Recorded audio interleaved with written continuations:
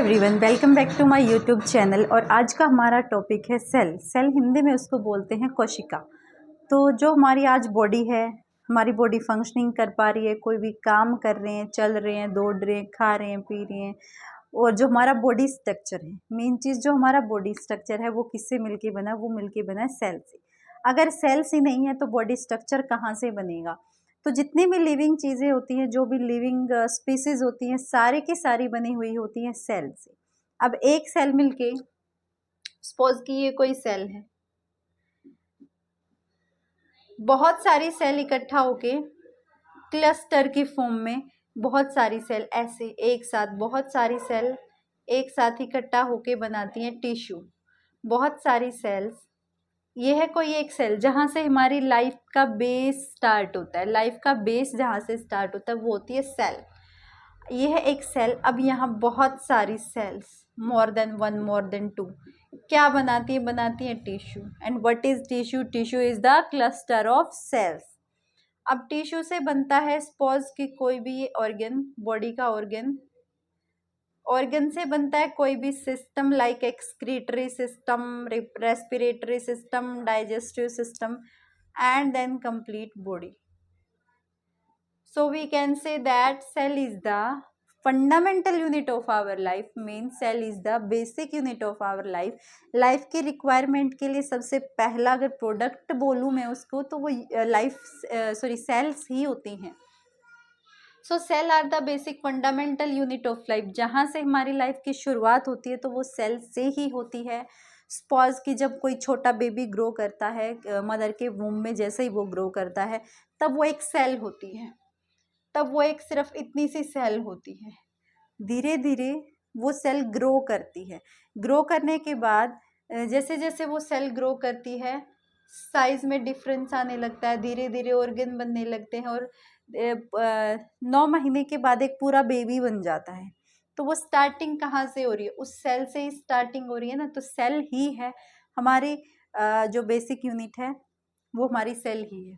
Cell are the building blocks of our life, यानी कि cell की वजह से ही हमारा पूरा बॉडी स्ट्रक्चर है। एक बिल्डिंग बनाई है सेल ने, ह्यूमन बिल्डिंग, लिविंग बिल्डिंग उसको बोल सकते हैं। तो वो किसने बनाई है? वो बनाई है सेल्स ने। अगर इनके टाइप्स की बात करें तो नॉर्मली मल्टी सेलुलर और यूनिसेलुलर दो टाइप्स होते हैं। मल्टी सेलुलर यूनिसेलुलर वो होते हैं जो एक सिंगल सेल से जिसकी फॉर्मेशन होती है। फॉर एग्जांपल के लिए bacteria, good bacteria, bad bacteria, हमारे कमर्शियल यूजेस में आने वाले बैक्टीरिया, और एक होता है यीस्ट।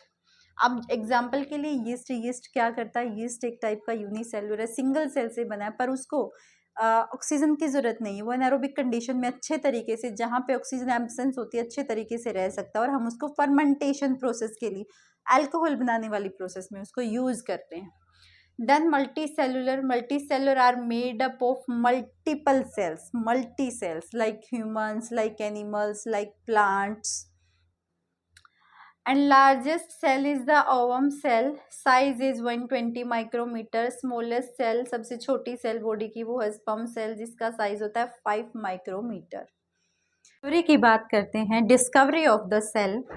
तो बहुत सारे साइंटिस्ट आए थे जिन्होंने सेल के बारे में बताया था कि सेल कैसी दिखती है, कहाँ पाई जाती है, ऐसे करके। तो सबसे पहले जो हमारे रॉबर्ट हुक थे, उन्होंने 1665 में आए थे। उन्होंने देखा था डेड सेल को कॉर्क के अंदर। प्लांट की बाहर वाली जो छाल होती है, कॉर्क होती है, आउटर कवरिंग होती है, प्रोटेक्टिव कवरिंग होती है, उसमें देखा था उन्होंने। क्या देखा उसमें देखे उन्होंने डेड सेल्स, क्योंकि तब तक जो ब्राउन कलर की हो चुकी थी कॉर्क। जब ट्री बड़ा हो जाता है तो बाहर वाली जो स्टेम होती है उसकी, वो कॉर्क से कवरिंग हो जाती है, वहाँ पे एपिडर्मिस, कॉर्क लेयर। तो उन्होंने क्या देखा? उन्होंने वहाँ पे डेड सेल को ऑब्जर्व किया। किसके थ्रू? उन्होंने खुद का एक माइक्रोस्कोप था, जो कंपाउंड माइक्रोस्कोप था, उसमें देखा सेल्स को। उसने नोटिस किया कि कुछ छोटे छोटे से रूम्स जैसे दिख रही है, इसलिए उन्होंने उसको नाम दिया लिटल रूम्स। यानी कि देखो, जो सेल होता है हमारी बॉडी की बेसिक यूनिट होता है, तो जो सेल से मिलके ही टिश्यू बनते हैं। तो उसने क्या देखा कि जो सेल्स हैं वो ऐसे एक दूसरे के ऊपर कंपार्टमेंट की तरह, बिल्डिंग ब्लॉक्स की तरह काम कर रही हैं। तो उन्होंने उसको रूम लाइक स्ट्रक्चर दिया। उसके बाद आए ल्यूवन हुक ने बताया कि जो सेल्स होती हैं सिर्फ डेड ही नहीं होती हैं, लिविंग भी होती हैं सेल्स। ठीक है। सेल्स लिविंग भी होते उन्होंने कब देखा, जब वो एक तालाब के किनारे पे बैठे हुए थे, तब उन्होंने एक लिविंग सेल्स देखी। उन्होंने भी वेल डिफाइंड माइक्रोस्कोप में ही देखा था। उसके बाद आए थे रॉबर्ट ब्राउन। रॉबर्ट ब्राउन आए थे 1831 में। उन्होंने बताया था कि जो सेल्स होती हैं, सपोज कि जो सेल्स होती हैं वो कुछ इस तरीके की होती हैं, कोई भी शेप हो सकती है सेल की, इस तरीके की हो सकती हैं, इस तरीके की अरेंजमेंट हो सकती है। जो सेल्स होती हैं उनके अंदर क्या होता है, उनके अंदर न्यूक्लियस पाया जाता है। ये बात बताई थी हमारे रॉबर्ट ब्राउन ने कि जो सेल्स होती हैं उनके बीच में न्यूक्लियस पाया जाता है, उनके सेंटर में न्यूक्लियस पाया जाता है। अगर थ्योरी की बात करें तो सेल थ्योरी को बहुत सारे जर्मन साइंटिस्ट आए थे, उन्होंने प्रपोज किया था, बताया था कि सेल थ्योरी क्या कहती है। तो सेल थ्योरी में सबसे पहले नाम आता है थियोडर स्वान का और मैथिस क्लेडियन का, दोनों जर्मन साइंटिस्ट थे। उन्होंने बताया था कि जितने भी लिविंग स्पीसीज होती हैं, जितने भी जिंदा इंसान होते हैं, जितने भी स्पीसीज है जो लिविंग होती हैं, सारी की सारी बनी हुई होती हैं सेल से। तो सेल हमारी क्या हो जाती है, बेसिक यूनिट हो जाती है लाइफ की। रुडोल्फ विर्च जो आए थे उसके बाद उन्होंने बताया था, जैसे उन्होंने बताया जो सेल्स आई है वो प्री एग्जिस्टिंग सेल से आई, कि पहले कोई तो सेल रही होगी जिसकी वजह से नई सेल्स आई हैं। ऐसे ही जैसे कि हमारा ओरिजिन ऑफ लाइफ बताया जाता है कि ओरिजिन ऑफ लाइफ कैसे हुआ, तो फोसिल्स मिले थे, कुछ एविडेंस मिले थे कुछ पहले, कि उसके अकॉर्डिंग बताया जाता है कि उससे पहले कोई लाइफ थी। उसके बाद हमें फोसिल मिले, हमें एविडेंस मिले, हमारे एंचेस्टर्स कौन थे, कितने टाइम पहले के फोसिल्स हैं। ऐसे ही कि जो सेल्स होती हैं वो प्री एग्जिस्टिंग सेल से आती हैं। तो यहाँ पे बात आती है एक मॉडर्न थ्योरी। मॉडर्न थ्योरी क्या कहती है, जैसे जो सेल्स होती हैं, ओवम सेल्स होती है, स्पर्म सेल्स होती हैं, दोनों का फर्टिलाइजेशन होता है, कॉपीज बनती हैं। तो इसका मतलब यहाँ से भी कुछ ट्रांसफर होके जाता है, इधर से भी कुछ ट्रांसफर होके जाता है और वो जाता है किसी ऑफस्प्रिंग के अंदर। तो यहाँ पे बात आती है कि जेनेटिक जो इन्फॉर्मेशन है वो पास्ड होती है एक सेल से दूसरी सेल में, कि जो जेनेटिक इन्फॉर्मेशन है वो सेल्स के थ्रू ही पास्ड होती है, सेल्स में ही पास्ड होती है। सेल्स के टाइप की बात करें तो उनके सेलुलर स्ट्रक्चर के बेस पे दो टाइप के होते हैं, प्रोकैरियोटिक एंड यूकैरियोटिक। एंड उससे पहले हमने बात की है कि जो हमारी सेल्स होती हैं वो दो टाइप की होती हैं, यूनिसेलुलर, मल्टीसेलुलर। तो यहाँ पे सेलुलर स्ट्रक्चर की बात की जा रही है कि प्रोकैरियोटिक और यूकैरियोटिक कैसे होते हैं। तो सबसे पहले सेल के टाइप में हम क्या क्या पढ़ेंगे कि जो सेल है उनका साइज क्या है, उसके पास न्यूक्लियस कैसा है, क्या न्यूक्लियोलस है, क्या सेल ऑर्गेनली है, कैसे क्रोमोसोम से मिलके बनी, और एग्जाम्पल क्या क्या हो सकते हैं। तो फर्स्ट हम बात कर रहे हैं प्रोकैरियोटिक सेल की। तो प्रोकैरियोटिक सेल का जो साइज है वो 1 से लेके 10 माइक्रोमीटर तक होता है। वहीं पे हमारी जो यूकैरियोटिक है उसका साइज प्रोकैरियोटिक से थोड़ा सा बड़ा होता है, 5 से लेके 100 माइक्रोमीटर तक हो सकता है। अगर न्यूक्लियस की बात करें तो प्रोकैरियोटिक बहुत पहले आए थे, कैमोटोट्रॉप्स थे, फिर बाद में वो कैमोफोटोट्रॉप्स थे, पर वो एनारोबिक थे, ऐसा करके कि उनके पास एक स्पेसिफिक न्यूक्लियस नहीं था। They have lake of nucleus, जो न्यूक्लियस था वो लेक था या स्पेसिफिक था ही नहीं, इस वजह से इसमें इनमें न्यूक्लियस एब्सेंट माना जाता है। वहीं पे जो यूकैरियोटिक थे उनके पास एक वेल डिफाइंड न्यूक्लियस था, अच्छा खासा न्यूक्लियस था, प्रेजेंट था। अगर इनके पास न्यूक्लियस नहीं है तो न्यूक्लियोलस भी नहीं होगा, सो न्यूक्लियस इज एब्सेंट। अगर यूकैरियोटिक है उनके पास न्यूक्लियोलस प्रेजेंट होता है। वहीं पे सेल ऑर्गेनली, न्यूक्लियस नहीं था, प्रोटोप्लाज्म नहीं था, सेल ऑर्गेनली उसमें थे ही नहीं, तो जो सेल ऑर्गेनली है वो एब्सेंट होती हैं। वहीं पे इसमें जो सेल ऑर्गेनली है वे प्रेजेंट होती है। कौन कौन सी होती है, माइटोकॉन्ड्रिया हो सकती है, एंडोप्लाज्मिक रेटिकुलम हो सकती है, वैक्यूल्स हो सकते हैं, लाइजोसोम्स हो सकते हैं, गोल्जी बॉडीज हो सकती हैं। क्रोमोसोम्स की बात करें तो प्रोकैरियोटिक के पास होता है सिंगल टाइप का क्रोमोसोम। प्रोकैरियोटिक के पास सिंगल टाइप ऑफ क्रोमोसोम पाया जाता है। यूकैरियोटिक के पास chromosome more than one type, एक से ज्यादा टाइप का क्रोमोसोम पाया जाता है।